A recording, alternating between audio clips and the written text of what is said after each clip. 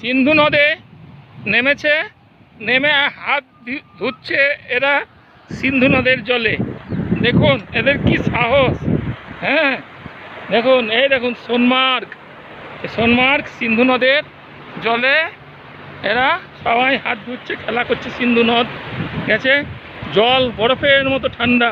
এই সিন্ধু নদ আমরা যে শুনি, সিন্ধু নদ।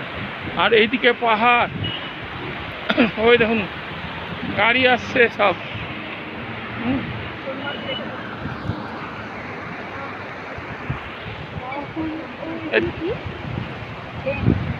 এদিকে তাকাও,